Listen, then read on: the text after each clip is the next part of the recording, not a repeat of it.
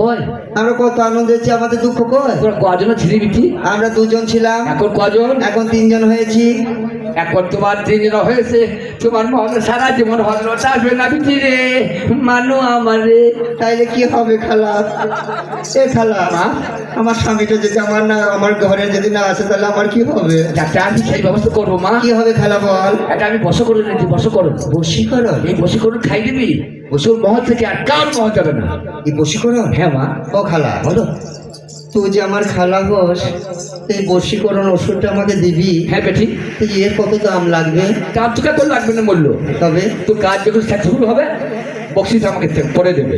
আচ্ছা হ্যাঁ ঠিক আছে খালা। বাহ, এই ওষুধটা আমি খাবো? আর তুমি কেন খাবে? তবে এই ওষুধটা আমি খাবো না, এবং এই ওষুধটাতে যেন আমার হাত না থাকবে। হাত তো ঠেকাবি না, খুব মারতে যদি হাতে ঠেকে যায় তাহলে এর যোগ যা ওষুধ আছে সেটা নষ্ট হয়ে যাবে। চিমটে সাহায্য ভরবি। ও বেশ, ঠিক আছে খালা। এই জন্য বলে ময়মনা গো, এখনকার যুগে ময়মনা এখনো আছে। আছে।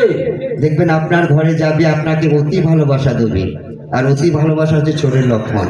সেই ভালোবাসা সেই দরজাল মেয়েদের পাল্লায় যেন করবেন না, নিজের ঘর ছাড়খাড় হয়ে যাবে। হ্যাঁ, তো ময়মনার কথা শুনে জায়গা আমার দেখছে কি, যে এই দুনিয়ার মধ্যে মেয়ের জন্য তার হচ্ছে স্বামী নিয়ামত, আর স্বামীর জন্য তার বউ হচ্ছে নিয়ামত।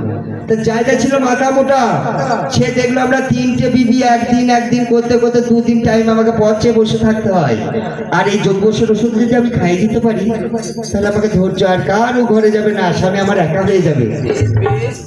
ওরে জানে না জায়গায় আমার ওইটা যোগবশের ওষুধ নয় ওগো। ওরে যোগবশ বলে ওই ওষুধ দিয়েছে, ওইটা হীরা চূর্ণ জহর ছিল ওগো। ওই ওষুধ গোনা নিয়ে যায় আমার খোরমার ভেতর ভরতে লেগে যায়। ওরে যত খোরমার ভেতরে সেই ওষুধগুলা সাজাইয়া দাঁড়িতে বড় ইমাম আমার জায়দার বাড়ি চলে এলো। ও জায়দার বাড়ি এসে জায়দা বলে ডাকতে ওই না ছিল। কোথায় আছো জায়দা, তুমি আমার কথা শোনো তাই। 3 দিন খাইনি, ক্ষুধা লেগেছে, বিবি আমায় কিছু এনে দাও না।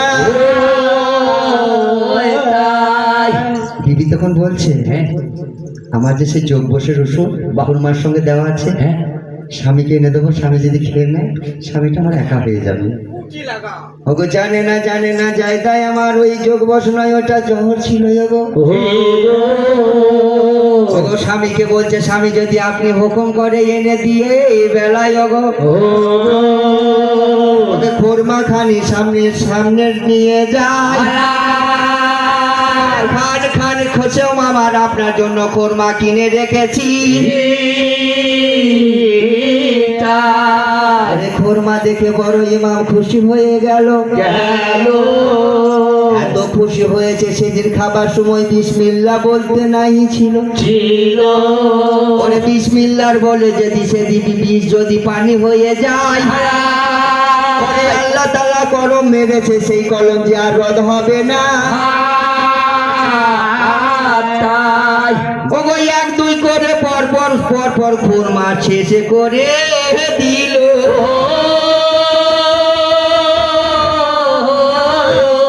ওরে কিছুক্ষণ পরে সেই খোরমার ভেতরে জহর ছিল, সেই জহরের কাজ শুরু হলো। ওগো জ্বলে গেল বিবি আমায় তুমি কি খোয়ালে বলো।